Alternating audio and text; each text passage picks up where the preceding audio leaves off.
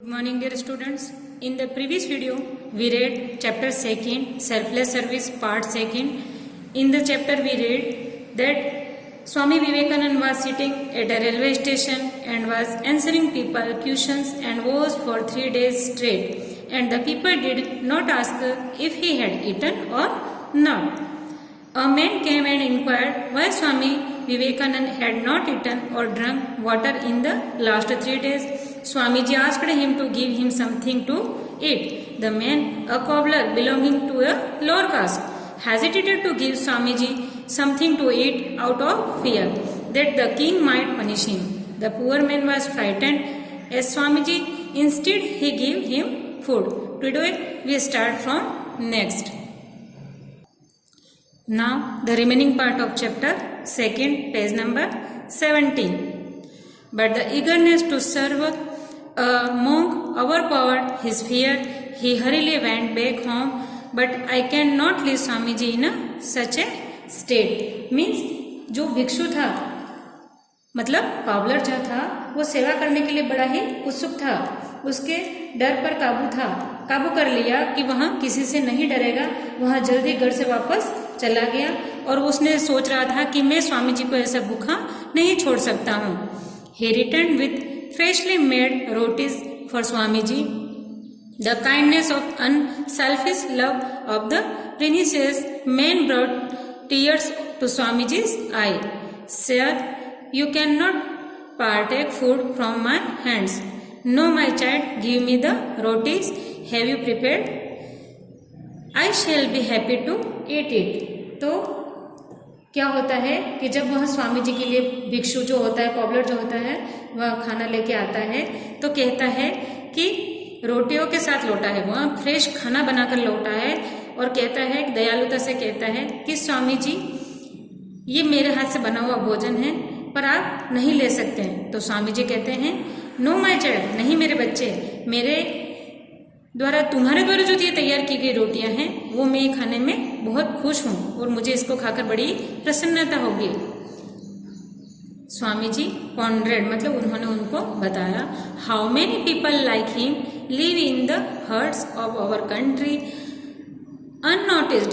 They are materially poor and of the so called humble origin, yet they are so noble and large hearted. Swami ji बोले कि उसके जैसे कितने लोग हमारे देश में ऐसे हैं जो इस तरह से नीची जाति में जीवन यापन कर रहे हैं, लेकिन ये भौतिक रूप से गरीब हैं और तथाकथित विनम्र मूल हैं, मतलब वो बहुत दयालु भी हैं और वे फिर भी बहुत बड़े दिल वाले हैं या बहुत ही महान हैं, क्योंकि वहाँ लोगों को सेवा देना चाहते हैं, चाहे वो गरीबी में हो, लेकिन फिर भी वहाँ लोगों के साथ दयालु बनकर रहते हैं.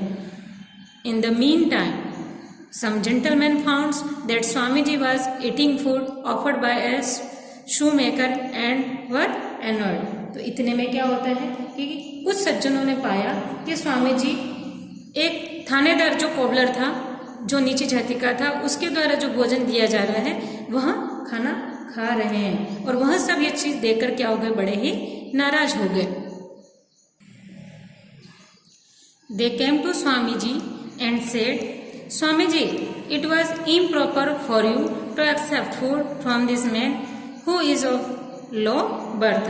तो वो सारे जेंटलमैन उन स्वामी जी के पास आए और बोले कि स्वामी जी, आपके लिए इस आदमी से भोजन ग्रहण करना अनुचित था जो कम जन्म का है, मतलब नीची जाति का है.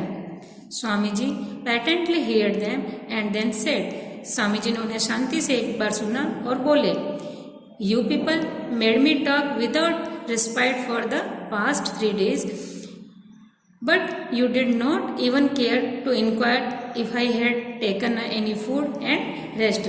तो स्वामी जी ने बड़े धैर्य से उनकी बात सुनी और बोले कि आप लोगों ने पिछले 3 दिनों से बिना किसी राहत से मुझसे बात की थी, लेकिन मैंने पूछताछ करने से भी नहीं सुना था कि आपने पूछना नहीं उचित समझा कि मैंने कोई भोजन किया है या नहीं, मैंने आराम लिया है या नहीं, बस आपकी जो बातें थी, इंक्वायरीज थी, वहीं आप करते जा रहे थे.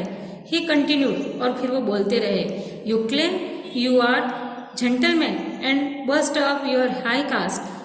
What is more shameful is that you condemn this man for being a low cast.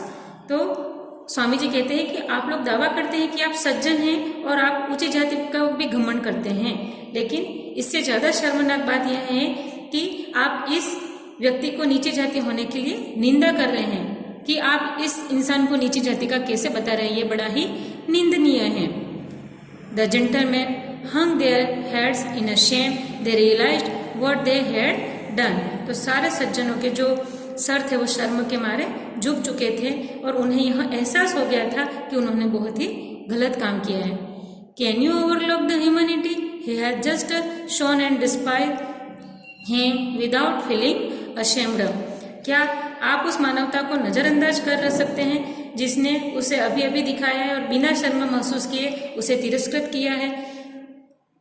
This is how Swami Vivekananda taught a lesson to the gentleman who tried to discriminate against the poor man. इस तरह से स्वामी विवेकानंद ने उन लोगों को ऐसा पाठ पढ़ाया कि सबक सिखाया जिन्होंने गरीब आदमी के साथ भेदभाव करने की कोशिश की थी, क्योंकि इस मानवता के बीच में कोई ऊंची जाति का नहीं होता है, कोई नीची जाति का नहीं होता है। So dear students, today you have to read this chapter again and complete the question answer which is given by the worksheet. Thank you.